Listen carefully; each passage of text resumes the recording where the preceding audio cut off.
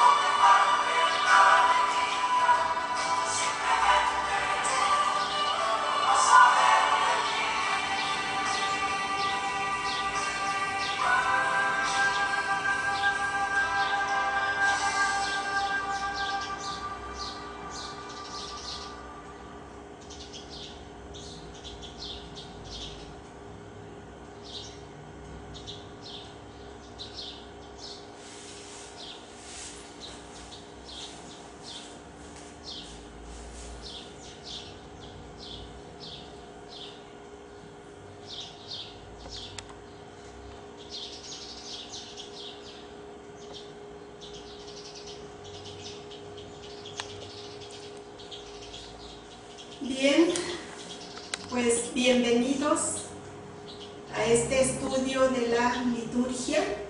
Vamos a disponernos y la mejor manera es a través de una oración que vamos a tratar de, al irla leyendo, irla interiorizando. La oración por excelencia en la vida del catequista, sobre la cual funda su catequesis, debe ser la Eucaristía. En ella, de manera especial, la vida se confronta con la palabra de Dios, convirtiéndose en palabra que da y transforma la vida.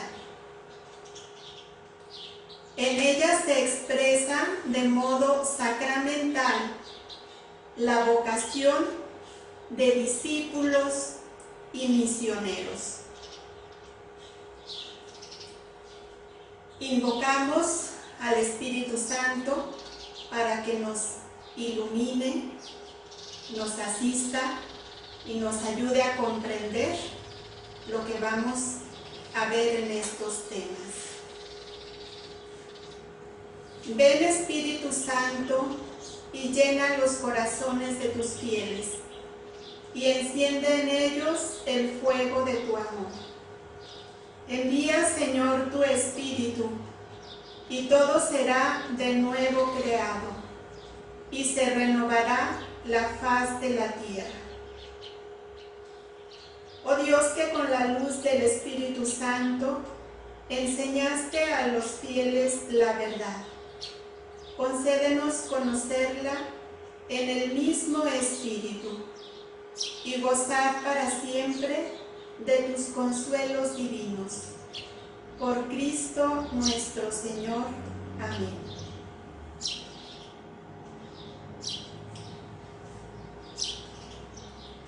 Pues iniciamos, ya estamos en este momento y creo que el tema va a estar muy interesante. A todos nos va a enriquecer este tema que está dedicado al canto y música en la liturgia. Entonces ya de entrada, el canto, la música es algo que nos anima, es algo que nos entusiasma y nos hace vivir con alegría.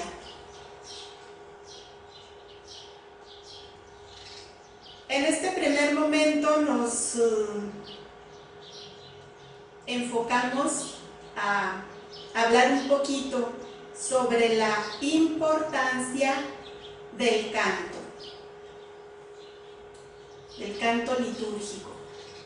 Tenemos aquí que el canto es una señal del gozo del corazón.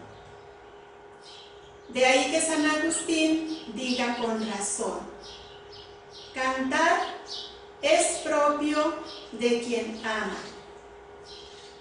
Y también viene de tiempos muy antiguos el famoso proverbio: quien bien canta, ora 2 veces.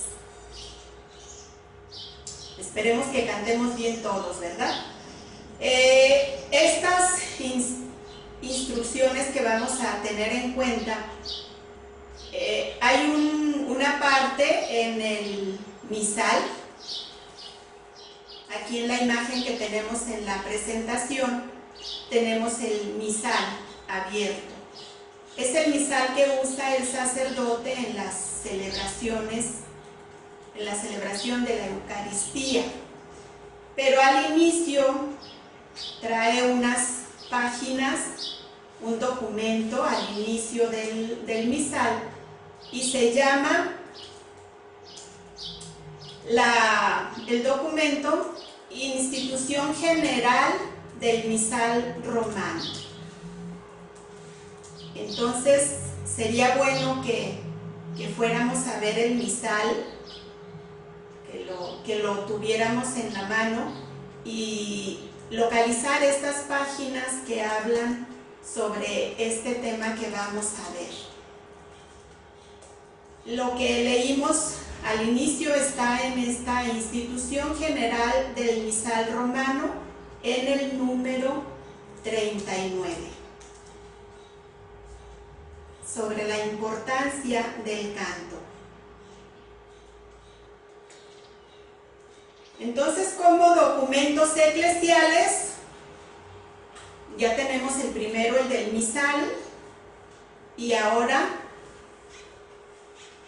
también en los documentos del Concilio Vaticano II. Aquí se los puse en imagen. Son los documentos del Concilio Vaticano II. Ahora bien, dentro de este libro llamado Vaticano II, vamos a encontrar una constitución que se llama Constitución sobre la liturgia, se llama Sacrosanctum Concilium. Es el documento dedicado a la liturgia. Y sobre la música y el canto lo tenemos en el capítulo sexto. Capítulo sexto. Tarea leer este capítulo sobre la música y el canto de los documentos del Concilio Vaticano II. Y ahí explica con claridad lo que es la dignidad de la música sagrada.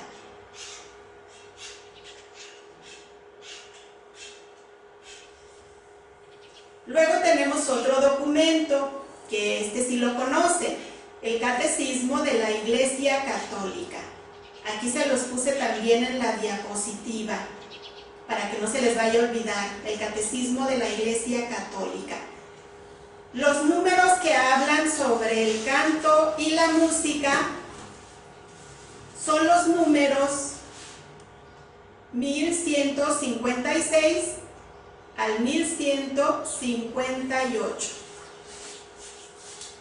Entre otras cosas, nos dice que la composición y el canto de salmos inspirados, con frecuencia acompañados de instrumentos musicales, estaban ya estrechamente ligados a las celebraciones litúrgicas de la antigua alianza. La Iglesia continúa y desarrolla esta tradición.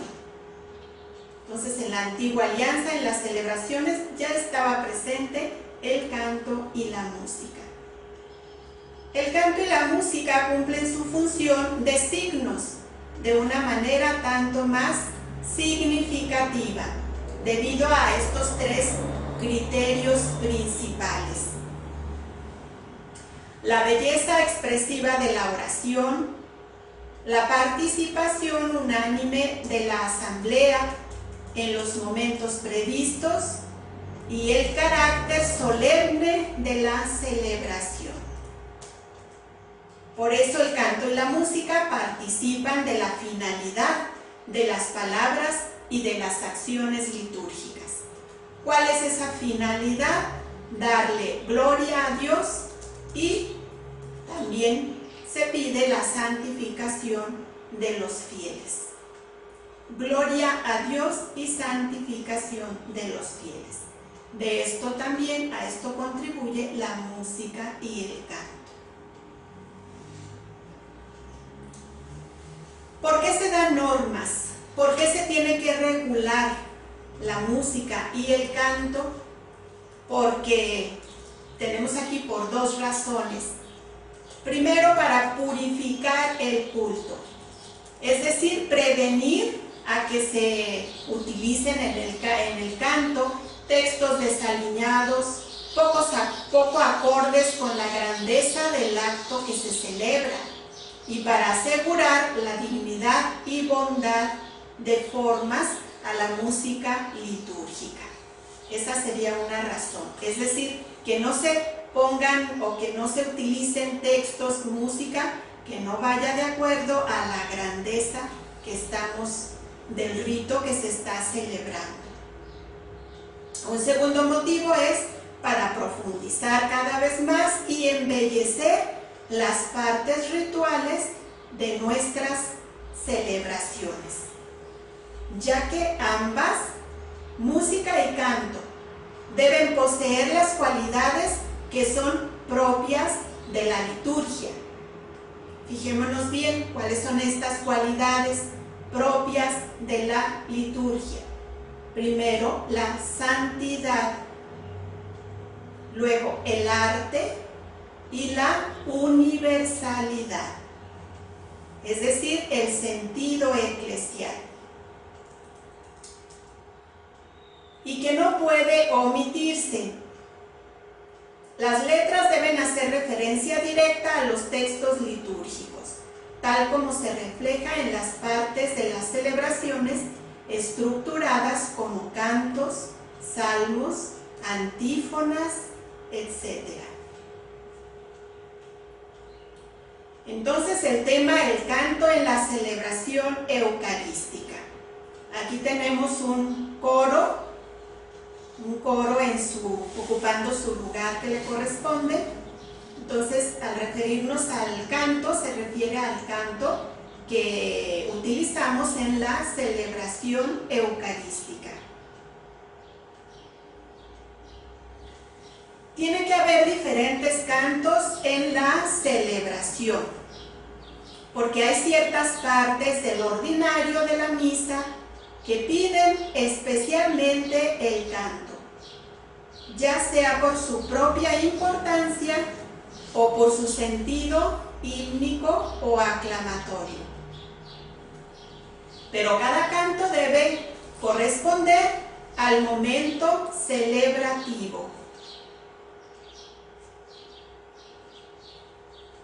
Como elemento litúrgico, el canto debe estar en consonancia con la identidad propia de la celebración. Por consiguiente, todo el texto, la melodía, la ejecución, ha de corresponder al sentido del misterio celebrado, a las partes del rito y a los tiempos litúrgicos. Es decir, cada canto tiene su lugar. Se tiene que tomar en cuenta el misterio que se celebra en ese momento, las partes que corresponden al rito y también al mismo tiempo en qué tiempo litúrgico estamos.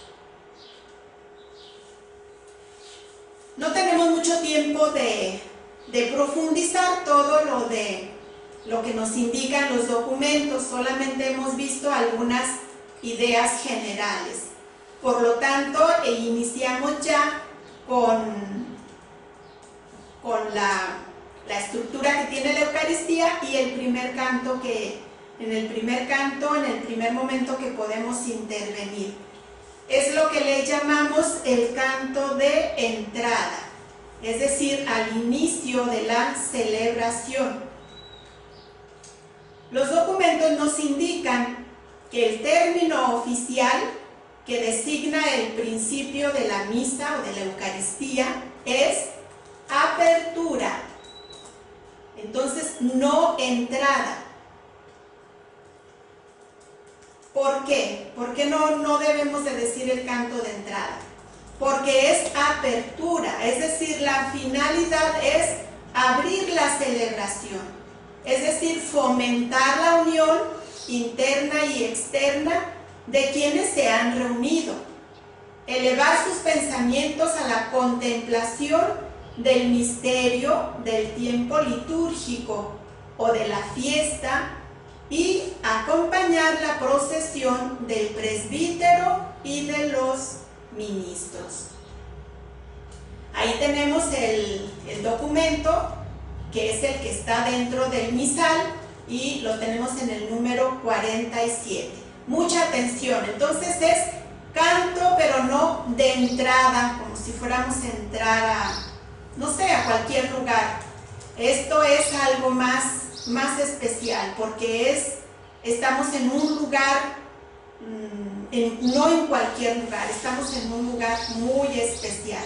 Entonces es canto de apertura, por su significado, es abrir la celebración, es fomentar la unidad, es disponernos a que también nos ayude a que nuestro pensamiento ya contemple el misterio de lo que vamos a celebrar.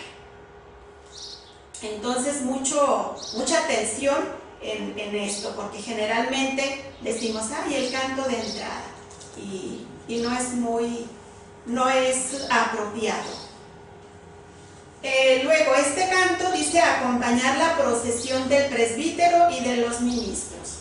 Si es el canto inicial, el canto de apertura de la celebración, es para acompañar al presbítero y a los ministros que presiden la celebración. Este canto, digamos, lo tenemos en cuenta porque va a durar lo que dure la procesión. Ya cuando termine la procesión, entonces ahí concluye el canto. Dice, se debe escoger del repertorio local el canto cuyo texto sea el más cercano al espíritu de la celebración del día. No vamos a utilizar un canto que es propio para el Adviento en un tiempo litúrgico de Cuaresma o porque estamos celebrando el día de Pentecostés. No sé, no hay que hacer confusión. Por eso vamos a tomar estas normas, a recordarlas, para que nuestra participación, si nos toca por ahí asesorar algún coro, pues ya nos estamos preparando. Entonces este canto, un canto que pueda participar también la asamblea, que sea apropiado, conocido y que ayude al espíritu de la celebración del día. Otro momento de participación del canto lo tenemos en el Señor, ten piedad, que también se conoce como Kyrie. Es una palabra griega que significa Señor. Viene del vocablo, es el vocativo de la palabra griega Kyrios, que significa Señor, y se aplica sobre todo a Cristo Jesús. Entonces más bien no se toma en cuenta como algo penitencial, sino más bien es una aclamación a Cristo como Señor y Mesías. Y es un canto en el que los fieles aclaman al Señor y piden su misericordia. Regularmente habrán de hacerlo todos, es decir, tomarán parte en él el pueblo y el coro o un cantor. Este canto nos ayuda a expresar que el Hijo conoce nuestra condición humana y que venció el pecado del mundo. El misal romano propone otras invocaciones, es decir, que para esta aclamación hay varias fórmulas, no hay solamente una.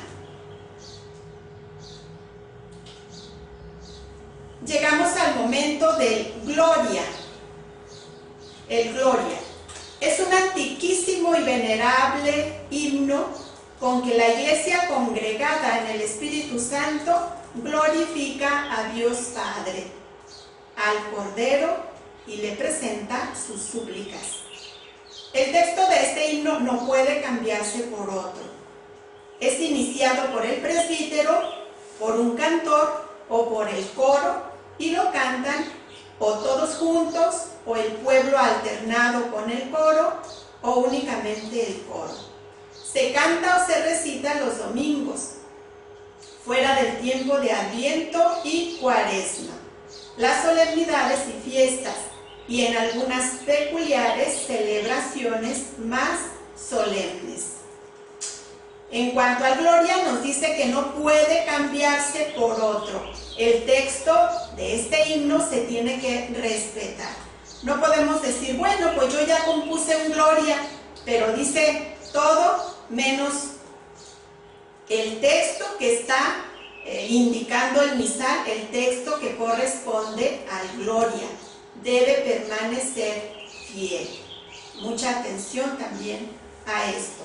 Como les digo, está en el documento que está en el misal, en el número 53, para reafirmar todo esto que estamos aprendiendo.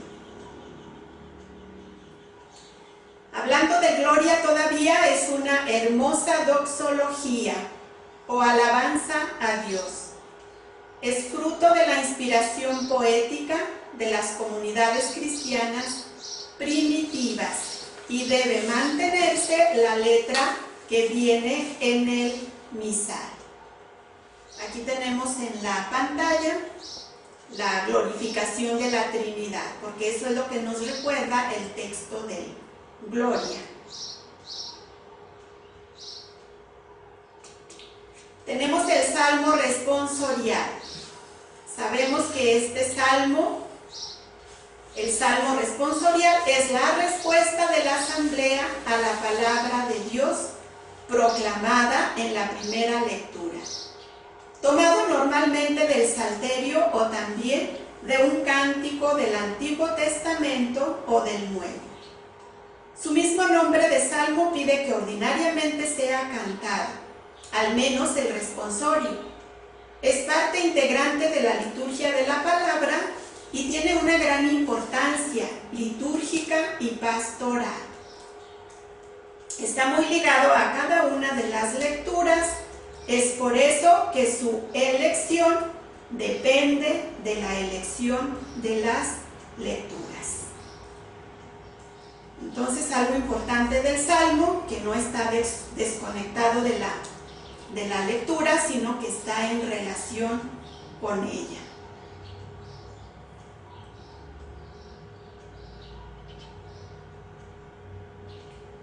El Salmo responsorial se realiza desde el ambón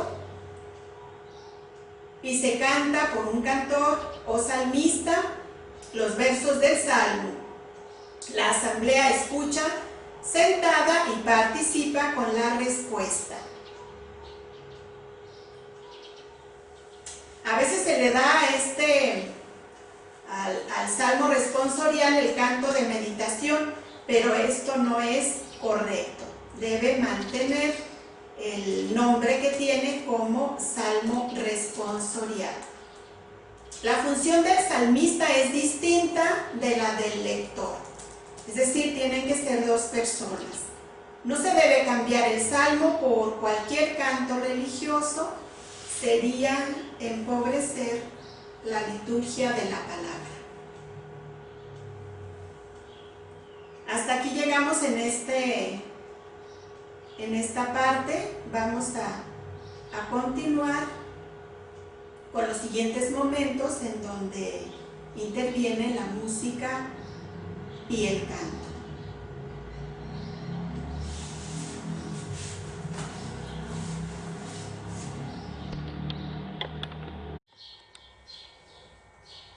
Hola, bienvenidos a todos, a todas. Estamos ya para iniciar la sesión del día de hoy y lo vamos a hacer a través de un canto al Espíritu Santo. Vamos a tratar de irlo asimilando, irlo interiorizando.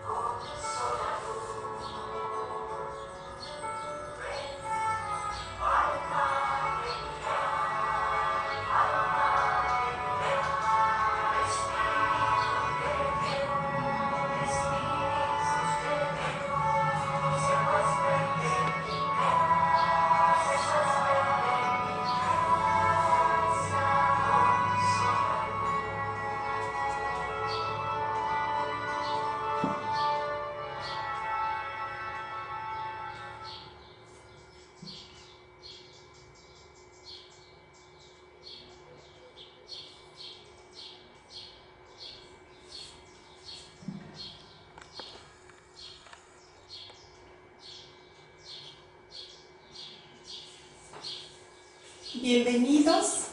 Vamos a continuar el tema que hemos empezado en una primera parte y recordemos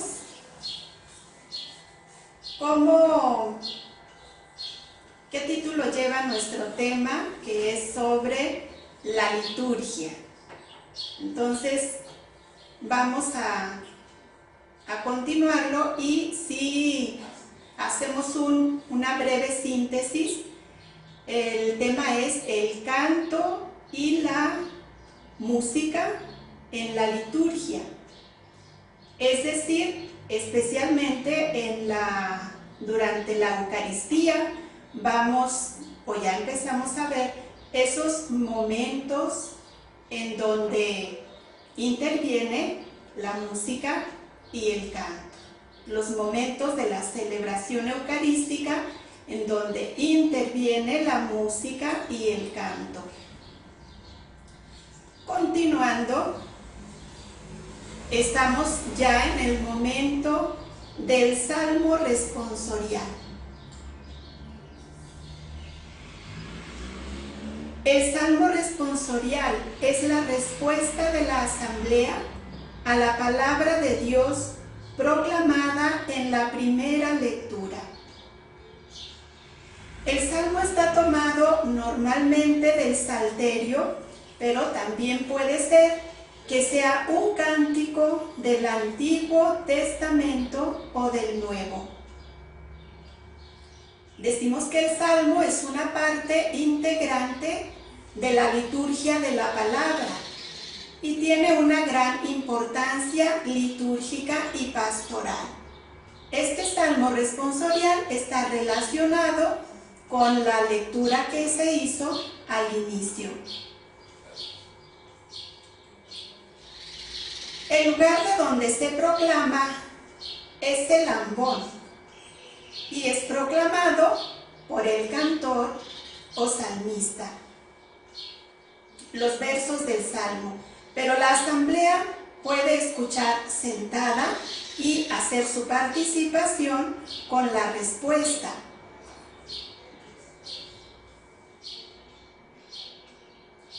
La función del salmista es muy distinta de la del lector. Esto nos dice la Sacrosanctum Concilium en el número 28, hablando sobre el Salmo responsorial. No se debe cambiar el Salmo por cualquier otro canto religioso. No vamos a decir, pues ahora me siento inspirado y vamos a tomar este canto para sustituir el Salmo. Esto no se puede hacer porque sería empobrecer la liturgia de la palabra.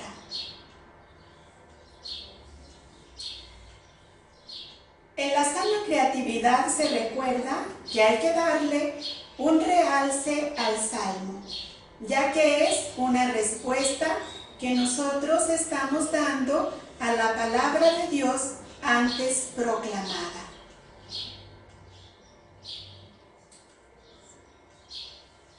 Bien, ahora estamos ya en la aclamación a Cristo antes del Evangelio.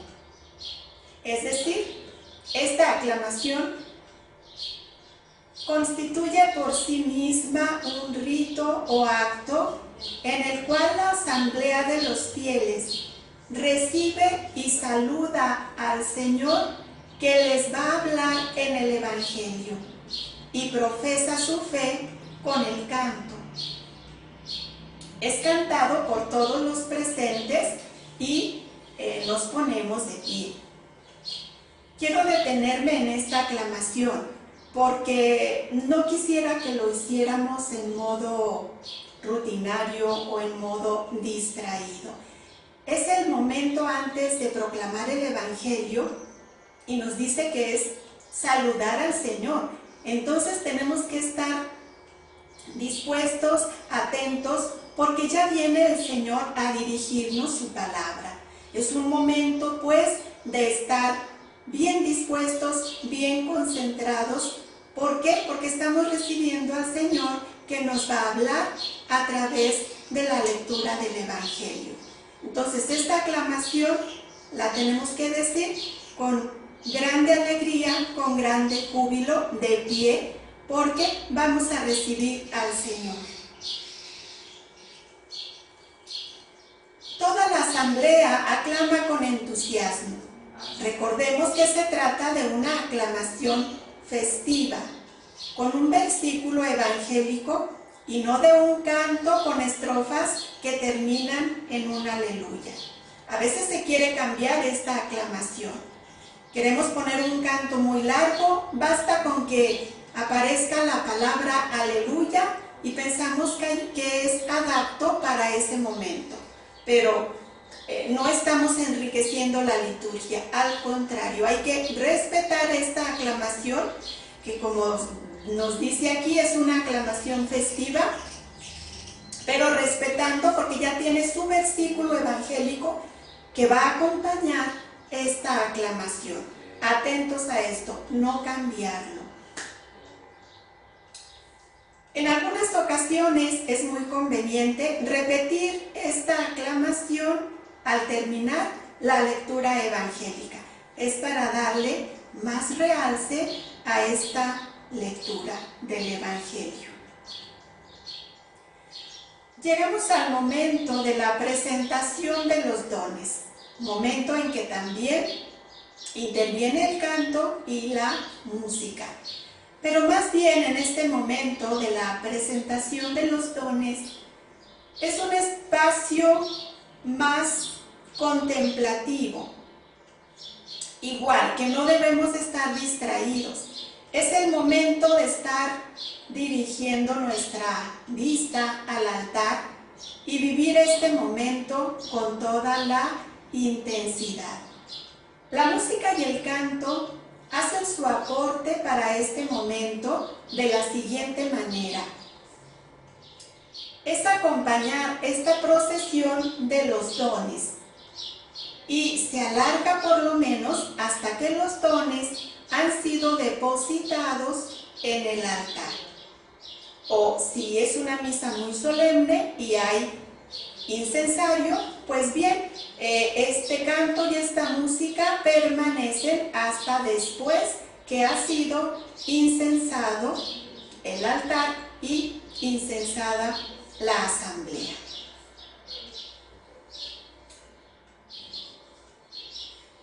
Es también un momento importante, porque en el momento de la presentación de los dones, lo importante es no olvidar que junto con el pan y el vino, que se convertirán en el cuerpo y en la sangre del Señor, es el momento de ofrecer el esfuerzo que hemos realizado, sea en esa jornada o bien durante la semana, quedando así nuestra vida unida a la oblación del Hijo por amor. Veamos, muchas veces ya estos momentos como los conocemos, ya los tomamos así como espontáneamente, ya no les damos su sentido preciso.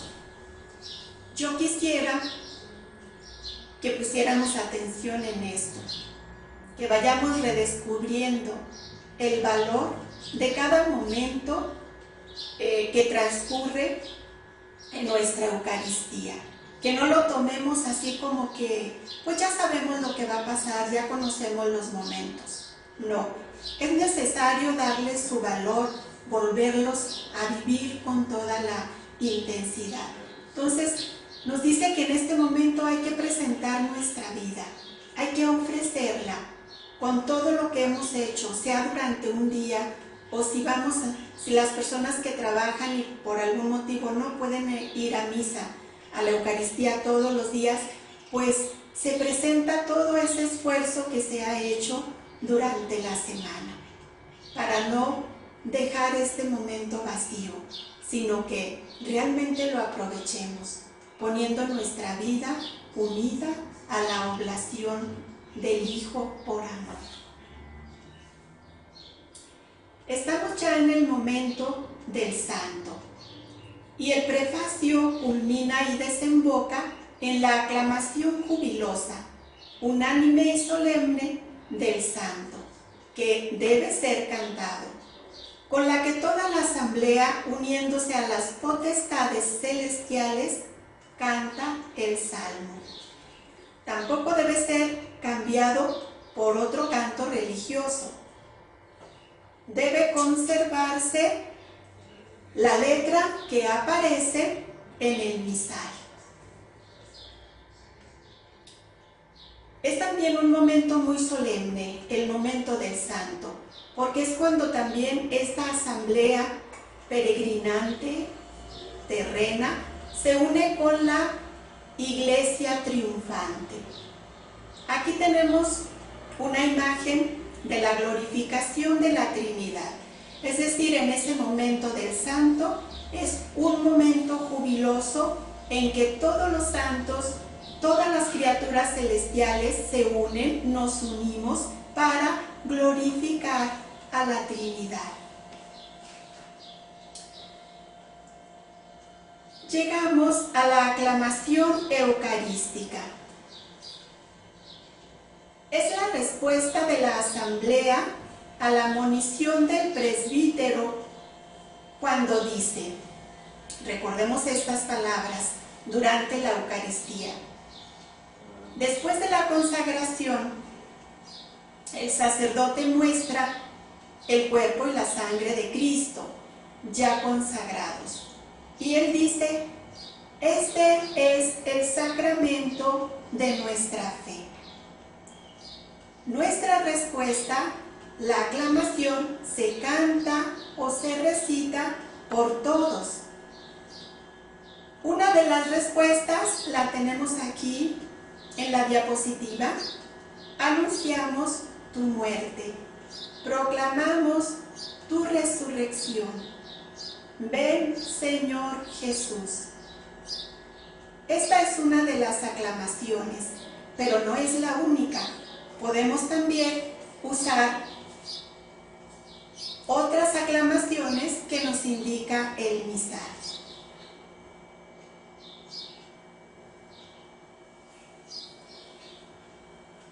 Luego tenemos como siguiente momento en donde interviene la música, el canto, es la doxología. Cuando el sacerdote dice, por Cristo, con Él y en Él. A ti, Dios Padre omnipotente, en la unidad del Espíritu Santo, todo honor y toda gloria por los siglos de los siglos. Amén. Esta respuesta del amén puede ser cantada, pero también, si no se canta, tiene que ser, la podemos decir con énfasis, la tenemos que decir con seguridad, con alegría, ese amén. Pero de preferencia, se nos recomienda que sea cantado. Entonces, mucha atención también a esta respuesta, porque a veces nos encuentra distraídos y ya esta respuesta sale así como, pues, ya espontáneamente, ya sin pensar en su sentido, ya sin estar concentrados en ese momento tan importante de la celebración. No olvidemos pues este amén, que cuando se canta de manera solemne se repite varias veces, pero esto nos ayuda a dar esa respuesta a Cristo que está ya presente. Luego vendría el canto que en algunos lugares acostumbran a cantar en el momento del saludo de la paz. Bien, se nos recomienda que es mejor no cantarlo. Este canto del saludo de la paz no es litúrgico y es mejor no darle cabida.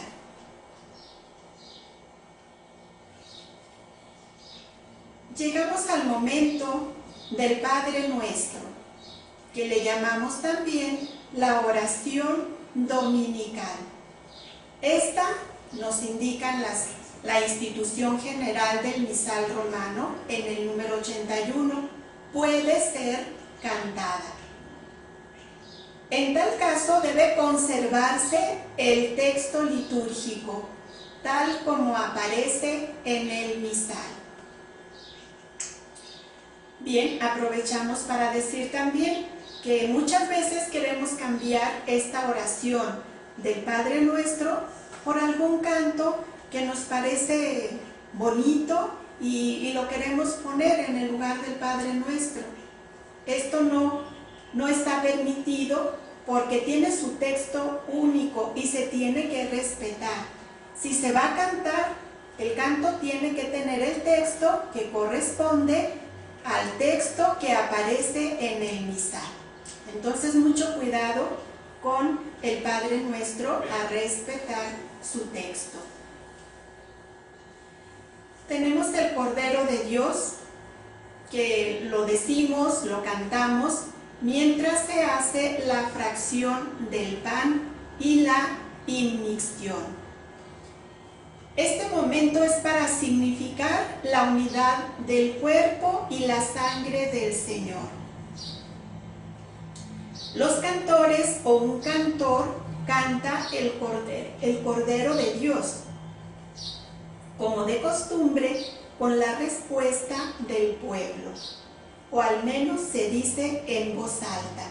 Es decir, si no estamos preparados para cantarlo, se dice en voz alta con esta respuesta del pueblo. Esta invocación acompaña la fracción del pan. Por este motivo es que se repite varias veces.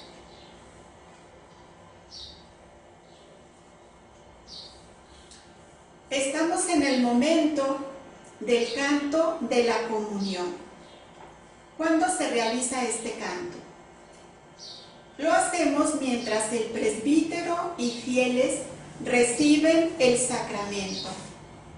Es en este momento donde interviene la música y el canto a través del canto de la comunión, que debe expresar por la unión de voces la unión espiritual de quienes comulgan y demostrar al mismo tiempo la alegría del corazón y hacer más fraternal la procesión. ¿Cuándo comienza el canto? Porque luego también hay que ser precisos, hay que tener un orden cuando vamos a empezarlos. Este canto de la comunión empieza en el momento cuando comulga el presbítero y se va a prolongar mientras comulgan los fieles y terminan ya de comulgar. Entonces, el canto de la comunión también tiene que tener su momento. Lo vamos a empezar cuando empieza a comulgar el sacerdote y cuando terminan los fieles de recibir la comunión. El contenido del canto debe ser propiamente eucarístico. ¿Qué quiere decir? Pues que nos debe de ayudar para agradecer la presencia real de Jesús en el sacramento y la comunión que Él realiza en los hermanos.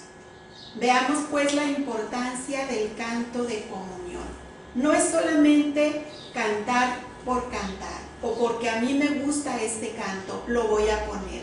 Es necesario pensar también en cómo va a favorecer a esta asamblea, cómo le va a ayudar a vivir ese momento de la presencia de Jesús que está en cada uno de nuestros corazones y que también nos ayuda a realizar una comunión con los demás hermanos que han recibido el cuerpo del Señor.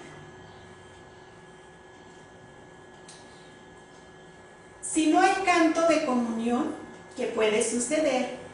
La antífona propuesta por el misal puede ser dicha por los fieles es decir, juntos, o por alguno de ellos, o por un lector, o en último término lo recitará el mismo presbítero después de haber comulgado y antes de distribuir la comunión a los fieles. Entonces, si no hay canto, se puede decir esta antífona antes de la comunión y suple esto al canto que, si se está preparado el coro, los cantores para cantar, o si está disponible el coro. Si no, pues solamente se recitará esta antífona.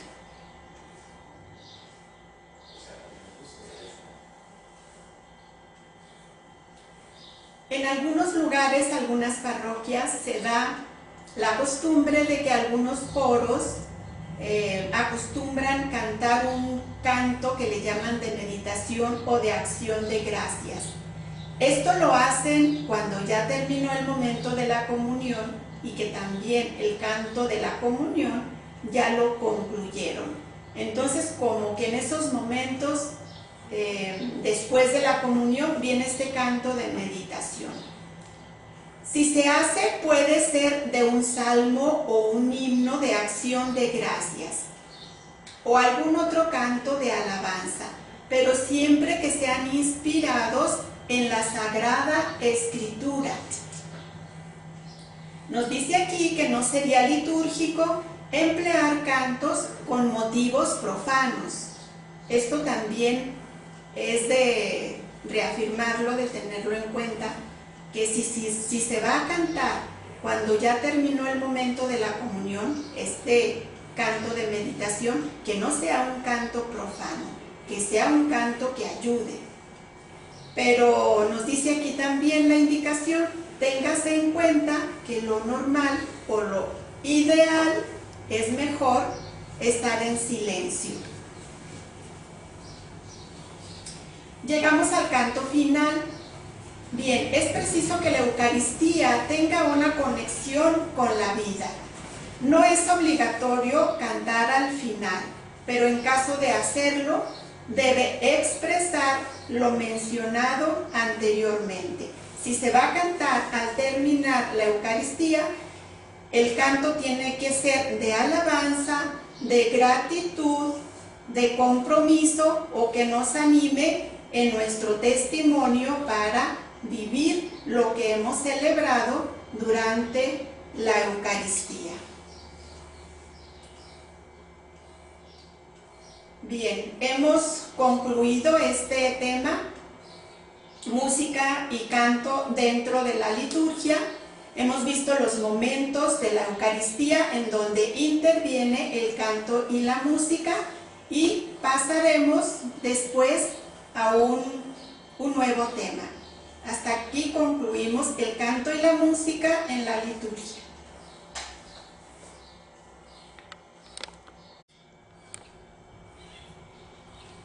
Bien, pues estamos ya continuando con el curso, que en un primer tema, el curso de liturgia, un primer tema fue el canto y la música en la liturgia. Hoy tenemos un nuevo tema y está muy bonito.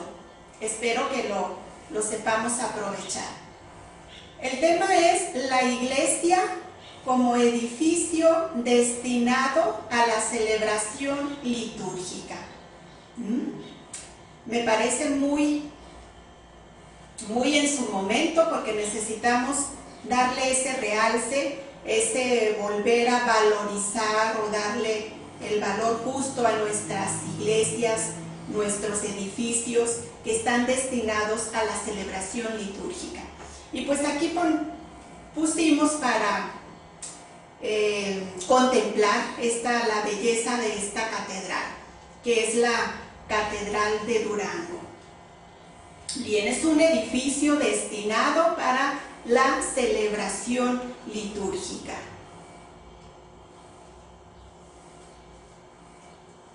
Hemos visto, sabemos que ya desde tiempos muy antiguos siempre se han reunido los cristianos en un lugar específico, es decir, como piedras vivas para alabar a su Señor en la acción de gracias, en la fracción del pan y en las celebraciones sacramentales. Desde que Jesús empezó nuestra comunidad cristiana, siempre han tenido un lugar específico donde se reúnen. Y estos lugares han tenido una evolución histórica, cultural y artística. Si vemos en los 4 primeros siglos del cristianismo, ellos se reunían principalmente en sus casas.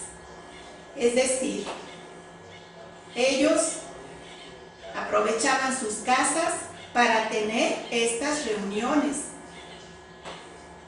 Esto fue durante los 4 primeros siglos. Luego llega el tiempo del emperador Constantino y se dice que con la paz constantiniana, que le dio la libertad al cristianismo, entonces la comunidad cristiana empezó a tener edificios, y es a partir del siglo IV hasta el día de hoy que han tenido una gran evolución histórica, cultural y artística. Claro que en este curso, que es así tan pequeño, no podemos tener el tiempo suficiente de realizar o de ver toda esta evolución histórica de estos edificios que llamamos iglesia. No podemos hacerlo, pero así a grandes rasgos vamos a ver cómo fueron cambiando. En primer lugar, el nombre de iglesia. ¿Por qué se le llama iglesia a este edificio? Tenemos aquí un nombre que decimos la Domus Ecclesiae, es un nombre en latín y significa la casa de la iglesia.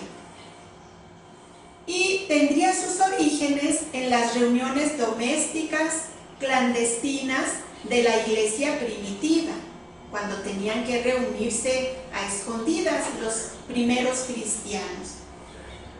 Luego el término griego eclesia, que significa la asamblea convocada, el edificio iglesia, será la casa de la reunión de una asamblea, que en este caso era la asamblea de los cristianos.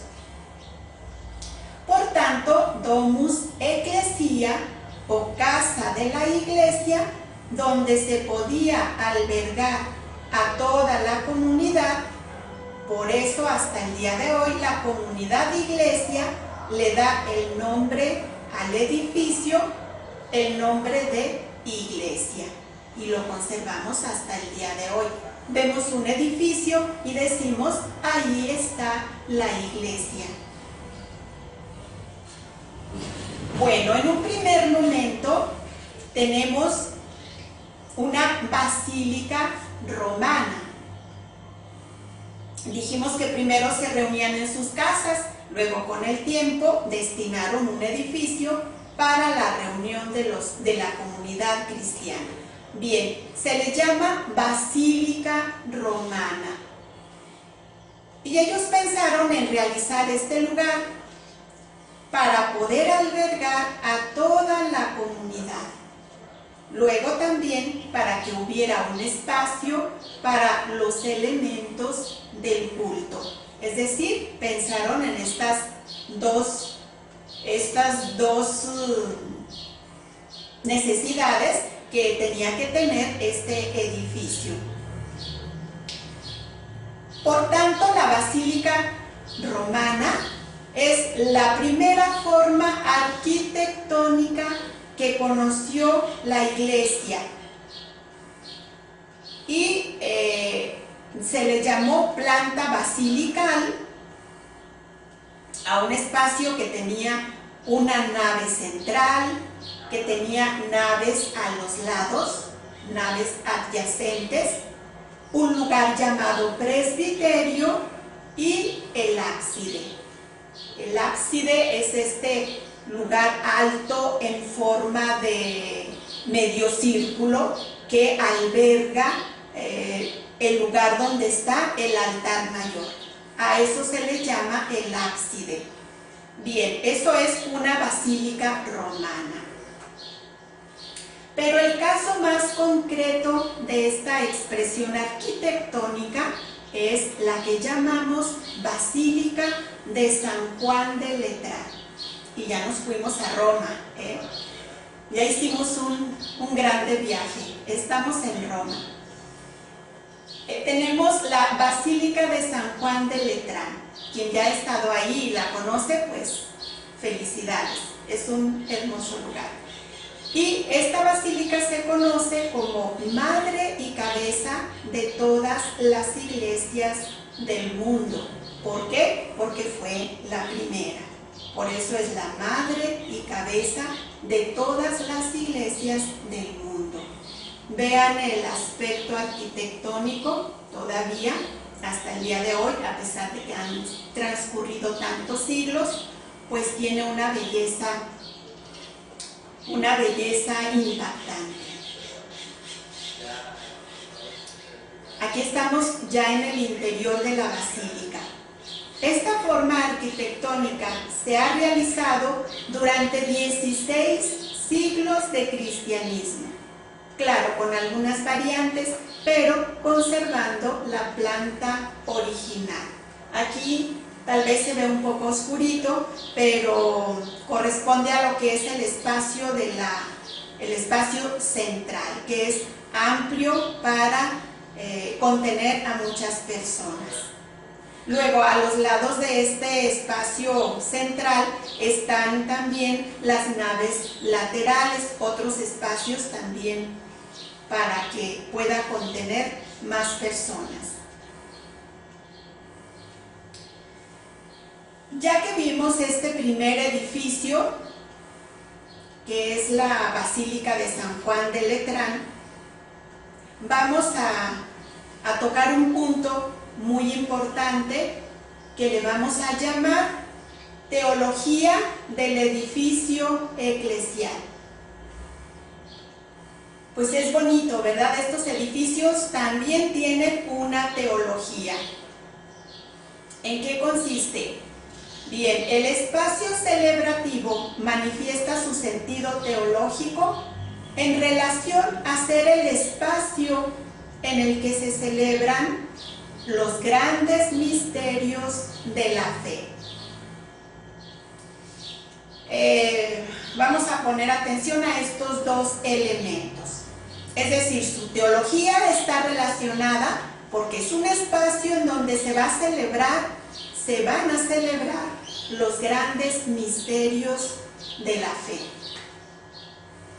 Este edificio está constituido, o este espacio, por una decoración que siempre tiene que ver con los ámbitos arquitectónicos.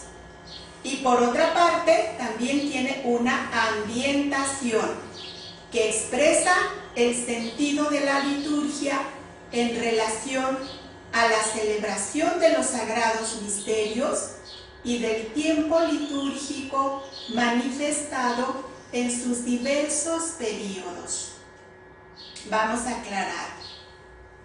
Entonces, esta teología se refiere o está en relación a que es el espacio donde se celebran los misterios de la fe. Y está constituido por estas dos características, una decoración y una ambientación. La decoración se refiere al ámbito arquitectónico y la ambientación va a expresar el sentido de la liturgia de acuerdo a los sagrados misterios o al tiempo litúrgico que se está viviendo. No olvidemos estas dos cosas, decoración y ambientación, y las vamos a ver cada una por separado. La ambientación del espacio celebrativo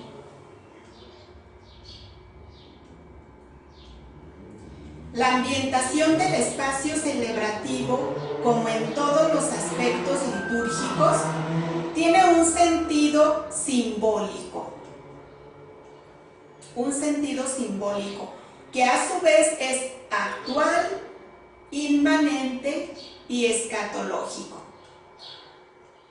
Este momento es para contemplar aquí el interior de esta hermosa iglesia y que nos va a servir para identificar estos aspectos que corresponden al sentido simbólico. Como vemos, es algo exterior, ¿verdad? La ambientación es algo que vemos en el exterior. Cuando entramos a una iglesia, a un edificio eclesial, ¿qué es lo que vemos? Bien, nos concentramos en este modelo. Bueno, nos ayuda para identificar el sentido simbólico, y como dije antes, este sentido simbólico tiene el aspecto actual, inmanente y escatológico. Vamos a ver en qué consisten estos tres aspectos. El aspecto actual significa que la ambientación se va a realizar en el momento histórico, es decir, el momento que está transcurriendo o por la etapa del año litúrgico.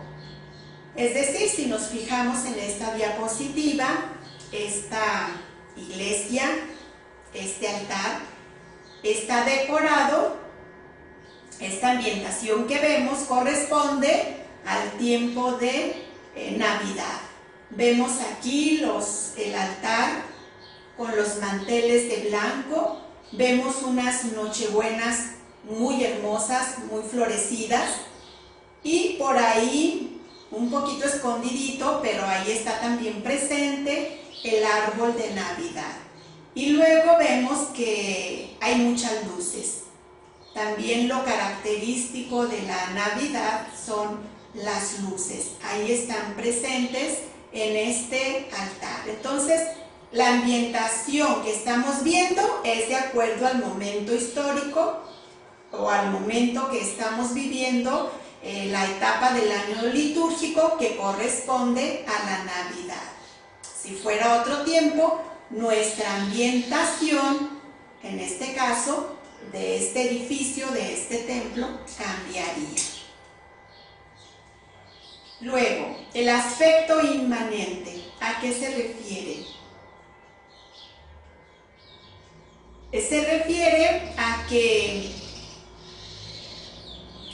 esta ambientación que hicimos, o aquí podríamos decir que intervienen elementos que estamos tomando de la misma naturaleza.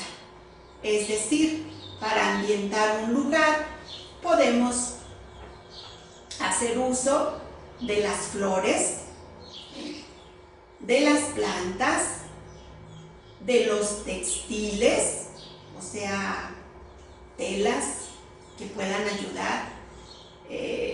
También se pueden poner piedras bonitas, auténticas, o algún otro material, alguna madera fina, no sé, algo, pero es de la naturaleza. Entonces, a todo esto se le llama que estamos en el aspecto inmanente, es decir, utilizando elementos de la naturaleza. Claro que también para utilizar todo esto se requiere del gusto, de tener un gusto especial y querer lo mejor para nuestra iglesia, para esta ambientación que tiene que quedar hermosa. Bueno, espero que así nos queden los templos cuando los adornamos. Otro aspecto de esta ambientación es el aspecto escatológico, porque la ambientación actual que se realiza en el momento del período del año litúrgico manifiesta la dimensión de la belleza escatológica. Así será la hermosura en la liturgia celestial. Aquí voy a aprovechar para decir, no ambientamos una iglesia para que se vea bonita, solo porque digo, bueno, voy a adornar esta iglesia porque quiero que se vea muy bonita. Ese no sería el motivo principal, sino para simbolizar la belleza escatológica de la liturgia. ¿A qué me estoy refiriendo? Esto es, creo yo, algo muy, muy importante y en el que poco pensamos. Por eso me quiero detener un poquito aquí en el aspecto escatológico. Es decir, cuando nosotros vemos una iglesia muy adornada, no solo debemos de pensar, está bonita, está hermosa, sí, solamente el aspecto visible, sino que esto me tiene que llevar a algo escatológico, a decir, esto está así porque me está dando a entender que es un símbolo de esa liturgia celestial, es decir, de esa belleza escatológica de la liturgia. Vean cómo nos tiene que llevar a algo más. La belleza que yo veo aquí me tiene que llevar a algo fuera de este mundo, a esa belleza que estará en el cielo.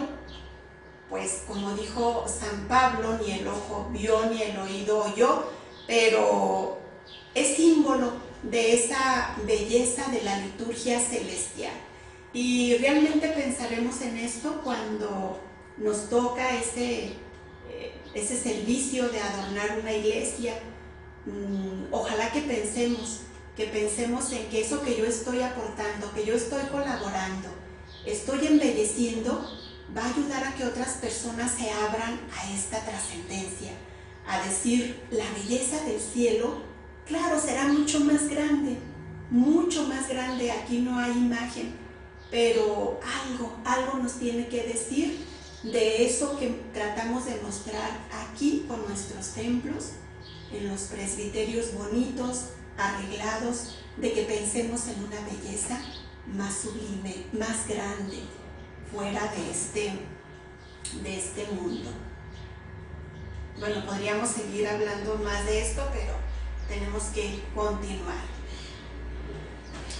Para que más o menos nos demos una idea, aquí tenemos una diapositiva muy bonita, que pues sí, nos remite a esa belleza donde Cristo está al centro, recibiendo la gloria, la Trinidad, el Padre, el Hijo, el Espíritu Santo. Vemos aquí la compañía de muchos santos.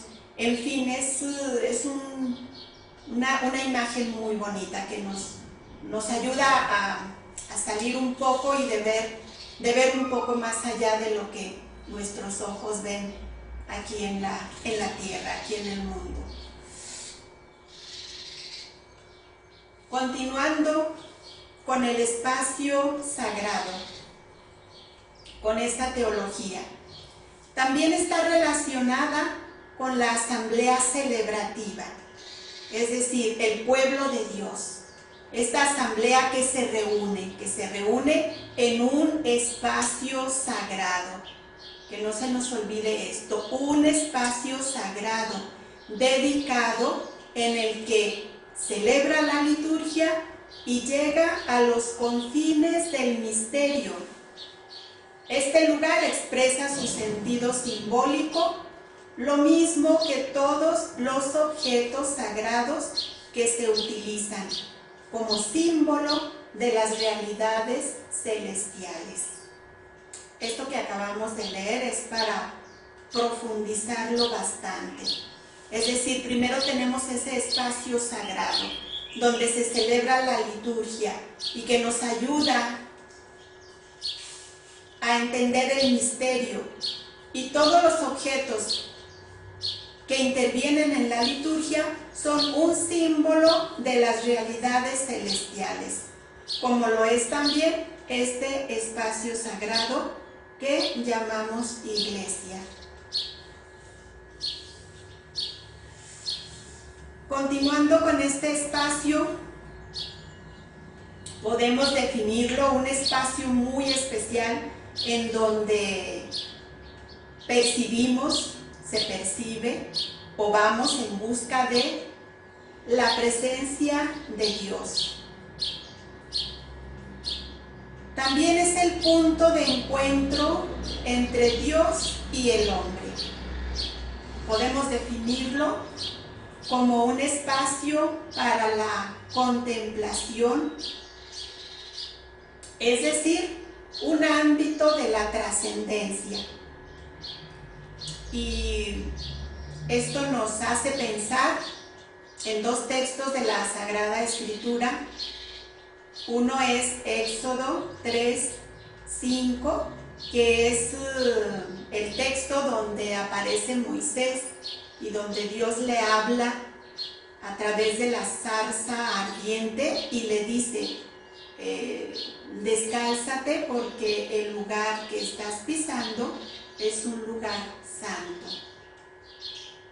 O también ese texto del Génesis donde está Jacob, que tiene la visión de la escalera que llega al cielo y que a través de ella están los ángeles que suben y bajan, y donde él también asombrado dice: es la casa de Dios, este lugar, aquí en este lugar está Dios.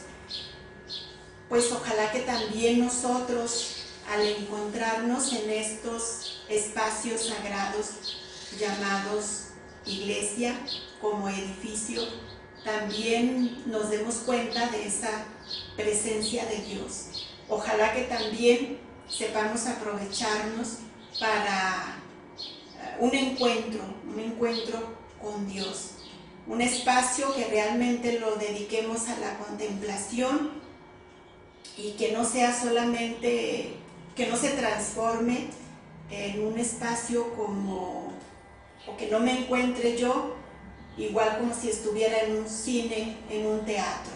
Ojalá que no lleguemos a eso, ¿verdad? Que siempre seamos conscientes de estar en un espacio único, en un espacio sagrado. Creo que es la palabra que más nos remite a ser conscientes de esa presencia de Dios y de ese encuentro que realmente deseamos con Él y de ese ámbito de la trascendencia. Entonces, no un simple lugar. La Domus Ecclesia, la comunidad cristiana, manifestada en el momento más solemne. Es decir, cuando nos encontramos como comunidad en estos lugares sagrados, es el momento más solemne de nuestra comunidad cristiana. El lugar propicio para la diversidad de celebraciones litúrgicas, ya dijimos principalmente la Eucaristía, y también otras acciones que son tan importantes para el crecimiento y desarrollo de la fe del pueblo cristiano. Todos estos elementos han constituido el lenguaje del edificio eclesial, y la arquitectura eclesiástica conjugó este carácter simbólico y teológico para introducir a los fieles en el mundo espiritual. Este sería el objetivo. Si realmente ese espacio me ayuda, pues ya cumplió el objetivo. Pero si me quedo solamente en lo visible, creo que no me voy a beneficiar. Introducir a los fieles en el mundo espiritual, que se nos quede esto sobre este edificio eclesial. La teología del edificio eclesial. Ahorita quisiéramos pues que fuéramos conscientes, que la conociéramos todos, esta teología del edificio eclesial, porque tal parece que los edificios están pasando a ser como un edificio más, es decir, paso por una iglesia y pues me da lo mismo. No sé si pasé por un teatro, pasé por un cine, es decir, ya no me dice nada. Entonces es urgente, es necesario que asimilemos esta teología sobre el edificio eclesial, y también porque es necesario para que cada vez más las personas que están implicadas en construir nuevos edificios, pues que estas iglesias sean realmente aptas para las celebraciones sagradas, que estos espacios sean dignos y hermosos y que realmente manifiesten la presencia de Cristo, que es cabeza de la iglesia.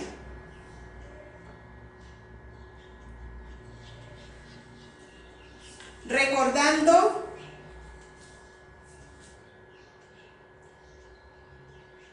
bien, vamos a continuar después un poquito más hablando sobre la Basílica Romana Bizantina, de la cual ya vimos una imagen. Vamos a hacer aquí un momento de descanso y continuamos con el tema.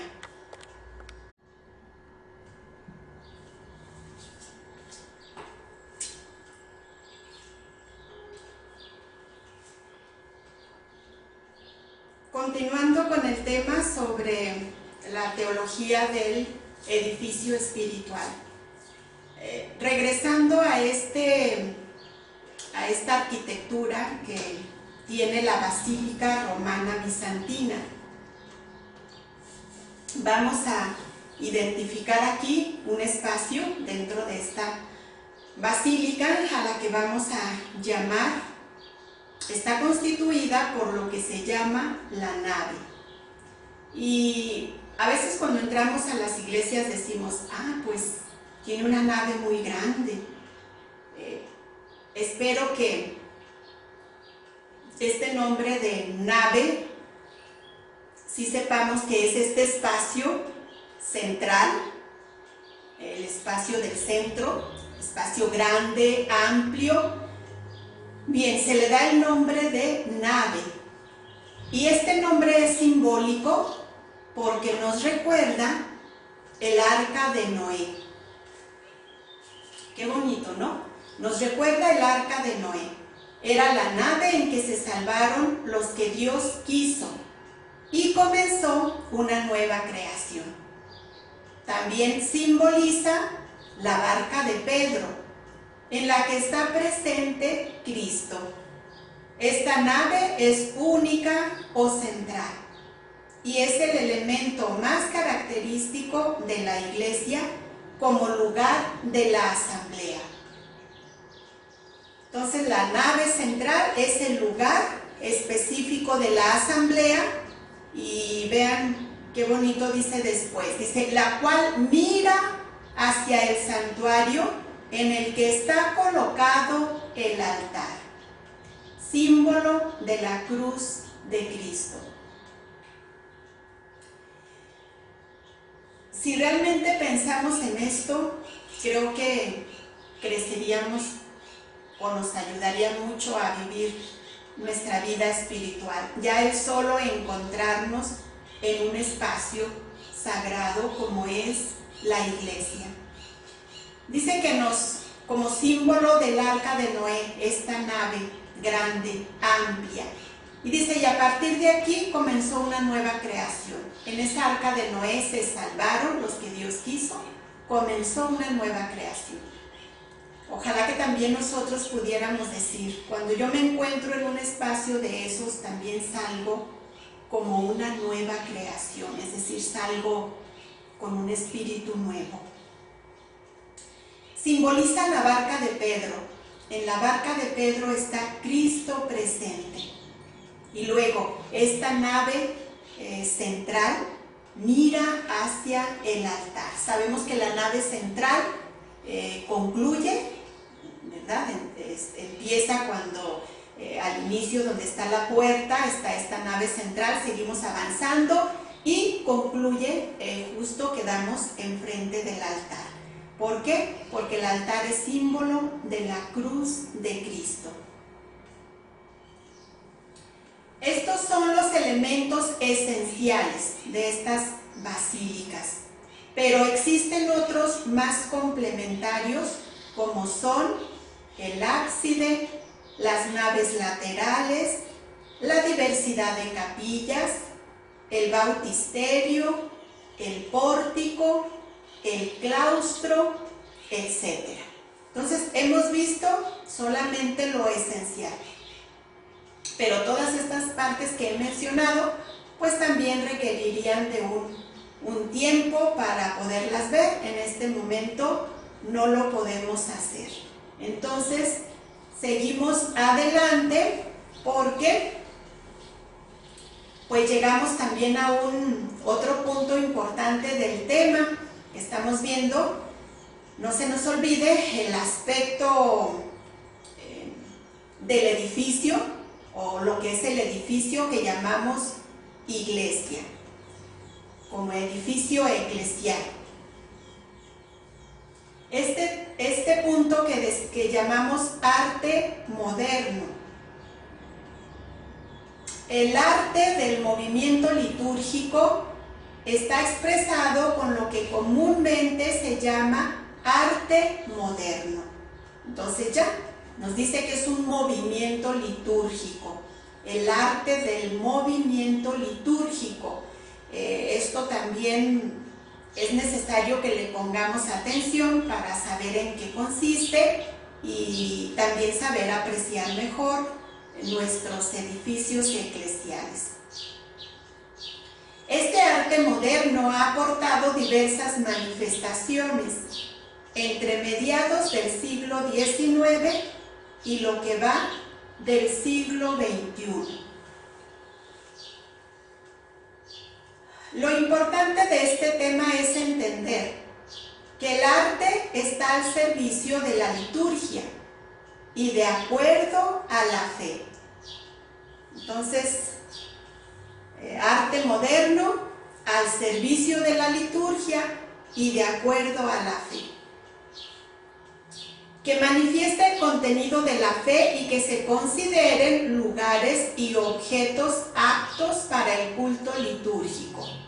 Esta es la riqueza que tiene el arte al servicio de la liturgia, con sus características fundamentales que son, bien, el tema del arte moderno al servicio de la liturgia. Y tiene estas dos características fundamentales. Número 1, la estética o bondad artística. El número 2, y la idoneidad o funcionalidad litúrgica. ¿A qué nos referimos? El punto número 1, la estética al servicio del misterio. Nos dice que la estética es la manifestación de las obras verdaderamente artísticas y que son el conducto por el cual el hombre accede a niveles más profundos del misterio. De ahí la exigencia de que estas iglesias sean dignas, elegantes y bellas. La dignidad y la belleza tienen tal carga de importancia que facilitan el encuentro entre Dios y el hombre, ya que los elementos estéticos son expresión de la infinita hermosura de Dios y al mismo tiempo signos de las realidades que son celebradas a través del ámbito de la liturgia. De ahí que la forma artística está al servicio del misterio celebrado. Y la belleza no es otra cosa sino el rostro visible de la verdad. Gracias a esto podemos concluir que Cristo es el ícono del Dios invisible. El segundo aspecto, que es la idoneidad y funcionalidad litúrgica. Cuando hablamos del espacio, debemos de tomar en cuenta que la construcción de un edificio eclesial debe ser construido de tal manera que ayude a, como lo expresa Sacrosanctum Concilium en el número 14. ¿A qué va a ayudar? A que la asamblea ahí reunida participe de forma activa, consciente y fructuosa. Conjuntamente todo esto y con sus pormenores hay que tomar en cuenta que se debe observar en la forma del edificio y como eminente que cuente con la luz natural, la luz artificial, que tenga ventilación adecuada, los movimientos internos que se puedan realizar, los que se necesitan para los ritos de cada una de las celebraciones, y los elementos complementarios y la sonorización. Como ven, entonces aquí tenemos los dos aspectos que se tienen que ver para un edificio eclesial: la estética, cuando se construya, que sea de muy buen gusto, de belleza, y la idoneidad y funcionalidad litúrgica, que permita que los ritos que se realizan en las diferentes celebraciones se puedan realizar por la comunidad y que tenga sus espacios suficientes para los movimientos internos y que cuente con todo lo que ya dijimos: la luz, que tenga buen sonido y que tenga ventilación, es decir, para que la asamblea pueda participar en forma activa, consciente y fructuosa.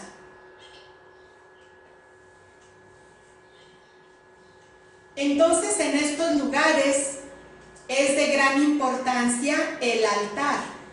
Dice que el altar tiene que ser el centro del edificio, el altar. El ambón como lugar de la palabra,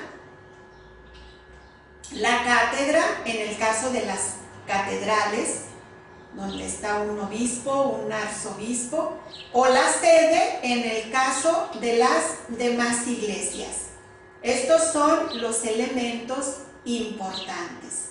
Entonces, en primer lugar, tenemos el altar, que ocupa el lugar central. Luego está el ambón, el lugar de la palabra, y la cátedra, en el caso de catedrales, y sede para las demás iglesias. Son elementos importantísimos. Bueno, aquí tenemos un presbiterio, una iglesia, en donde identificamos estas tres cosas que acabamos de ver. Al fondo están las tres sillitas, ahí sería la sede. Luego enfrente está el altar como lugar central, y al lado del altar está el ambón, que es el lugar de la palabra. Aquí cada elemento con sus espacios para que sean posibles los movimientos dentro del rito de la celebración. Aquí tenemos otro espacio, otro presbiterio, en donde también vemos ahí el altar central, la sede al fondo, y el ambón, la liturgia donde es el lugar de la liturgia de la palabra. Entonces, presbiterio, se le llama presbiterio a este espacio que contiene el altar, la sede y el ambón. Presbiterio, lugar donde se encuentra el altar. Se proclama la palabra de Dios en el ambón, y el sacerdote puede estar en la sede, o el diácono y los demás ministros ejercen su función. Deberá distinguirse convenientemente de la nave de la iglesia por hallarse en un plano más elevado o por su particular estructura y ornato. Es una parte muy bella, muy hermosa, la parte del presbiterio.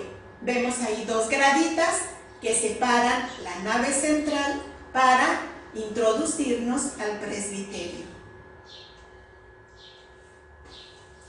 Hay que tomar muy en cuenta la distribución del espacio con un cierto orden y jerarquía, para que haya una forma armoniosa y equilibrada del edificio. Tenemos, como vimos, el presbiterio con los lugares importantísimos, pero también hay otras imágenes de Cristo, lógicamente también son importantes, luego de la Virgen María, de los santos y una armonía entre los candelabros, floreros, macetas, etcétera, que se colocan ahí. No todos son, como dice aquí, son iguales. Todos estos elementos tienen un cierto orden y jerarquía.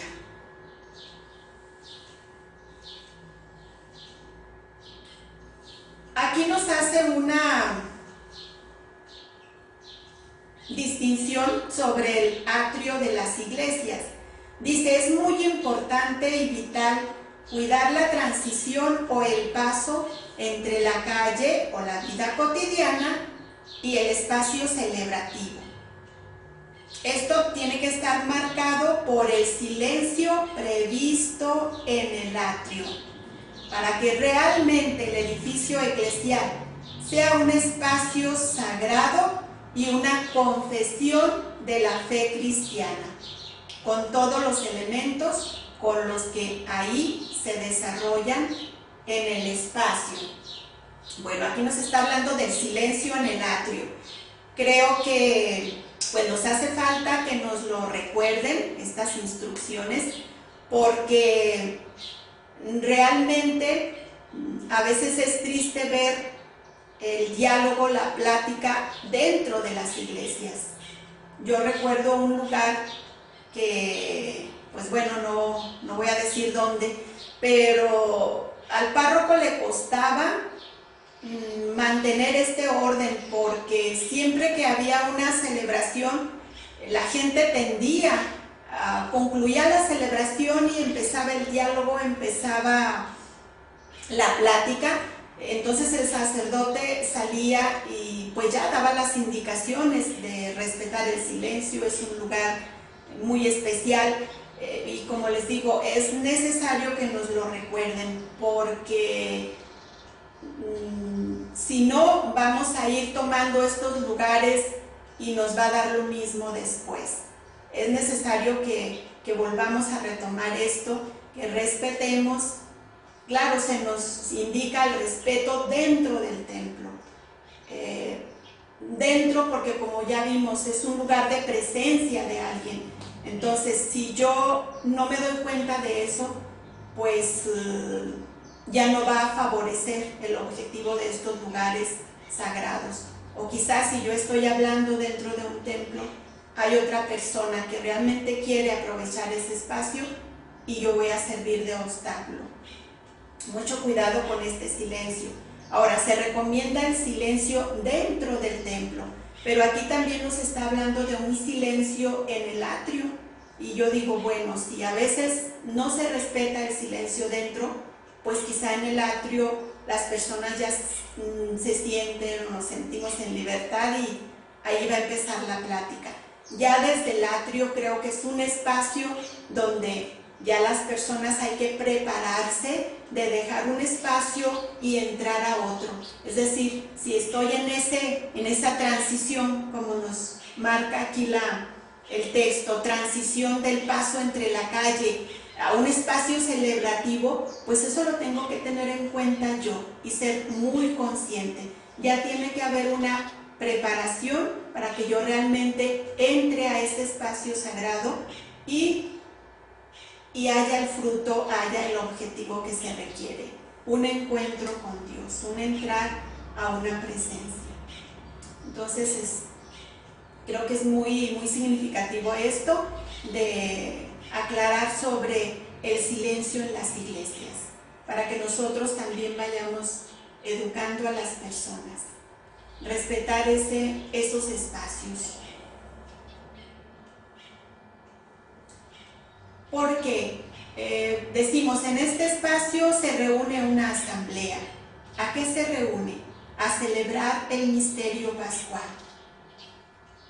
Esta iglesia reunida para celebrar el misterio pascual de Cristo está llamada a participar de este misterio de una manera activa, consciente y fructuosa. Por ello, las iglesias deben estar construidas de tal manera que promuevan y den importancia a la construcción de los diferentes espacios litúrgicos, de modo que estos no impidan la espontánea y ordenada participación de los fieles en la acción litúrgica y puedan desarrollarse los ritos de una manera digna, ordenada y visible. Los documentos del magisterio clarifican el sentido del lugar de reunión de los fieles. Tenemos aquí un texto del Catecismo de la Iglesia Católica, en el número 1181, que nos dice: en la casa de oración se celebra y se reserva la Sagrada Eucaristía. Se reúnen los fieles y se venera para su ayuda y consuelo la presencia del Hijo de Dios, nuestro Salvador, ofrecido por nosotros en el altar del sacrificio. Debe ser hermosa y apropiada para la oración y para las celebraciones sagradas. En esta casa de Dios, la verdad y la armonía de los signos que la constituyen deben manifestar a Cristo, que está presente y actúa en este lugar. Vean, esto está para que realmente lo meditemos y lo pensemos, porque son textos muy, muy profundos. Concluimos con este punto. Dice: debido a la importancia de este lugar, existe el rito de la dedicación de las iglesias y de altares, que con razón es una de las más solemnes acciones litúrgicas.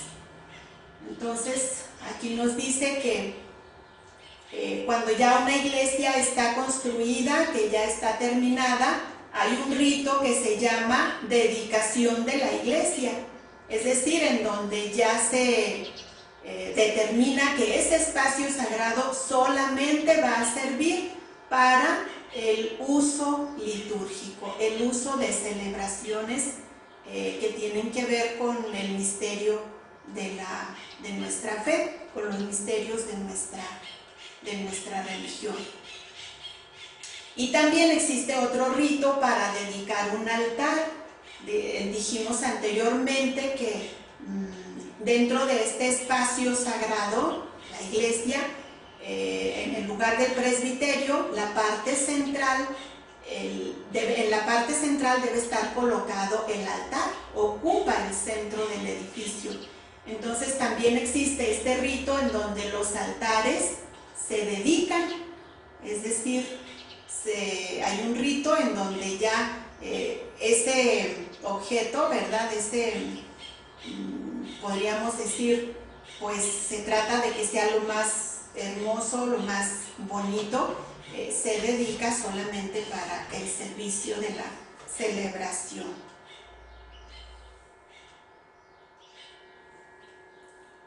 Aquí les pongo una imagen en donde quizá para las catequesis ya se puede ir introduciendo a los niños o a los jóvenes para que conozcan estos lugares, el nombre que se les da y que lo vayan identificando como ese lugar sagrado.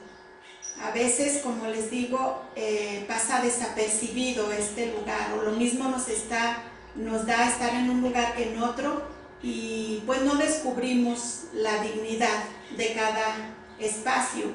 Es una imagen muy sencilla para que pueda ya ayudar a los niños, o pues es un modelito que tiene lo más indispensable, pero que puede servir ya para ir identificando los objetos, los lugares, los espacios.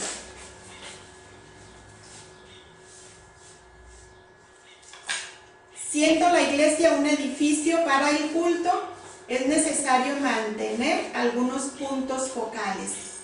Para este hecho, la institución general del misal romano es una gran ayuda para entender el orden que debe contener el espacio litúrgico. Yo les recomiendo que vean esta institución que se encuentra en el misal romano. Al inicio está este documento y es para entender todo esto de lo que estamos tratando en el tema.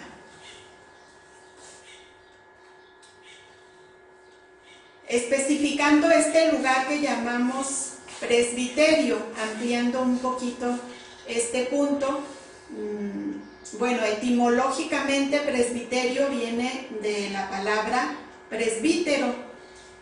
En el interior del edificio de culto, el presbiterio es el espacio del obispo, de sus presbíteros y de sus diáconos.